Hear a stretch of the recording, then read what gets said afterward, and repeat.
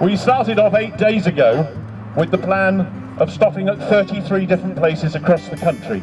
The message is it worth it? We're not refighting the referendum. The number on the side of the bus, it could have been any number. Right? It's a very big number. I used to work in 27 member states for a company just down this road, and we brought lots of business back to this area. The current shambolic negotiations are a real concern for all of us locally.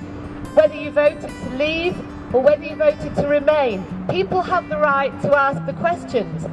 There are lots of forecasts about what will happen if we leave the EU. One thing they all have in common is that we'll be worse off. All the latest figures have shown that there is now a downturn in the economy, and much of this has been impacted by Brexit. We want to fund our local NHS, the hospitals are struggling. We want to fund our local schools. As a school governor, I can tell you we are suffering for funding. We want to fund our local police as well. It's been 611 days since Britain brought Brexit, and my life is in limbo. My life, I don't know what's going to happen with my life, because the home government cannot agree what will happen with the over 3.2 million of Europeans who live in this country. And that is killing the NHS. As a man who's heavily involved in marketing, all I would say is that if I was ever involved personally on a campaign for one of my clients and I was led to believe things in terms of inaccurate information, misleading information, then I know for a fact I'll be dragged in front of either the Trading Standards or the Advertising Standards Authority. I put the lies on Murdoch, Sky, the Bus, Mail and the Sun.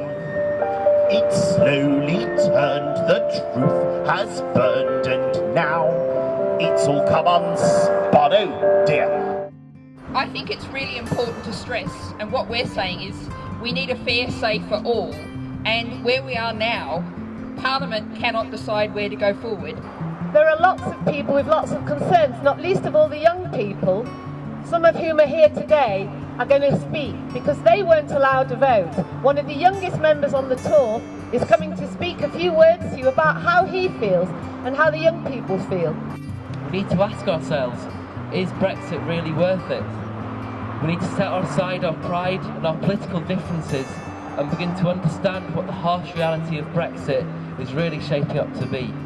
Not just for ourselves, but for our collective future and the generations that will follow us. People are entitled to ask these questions.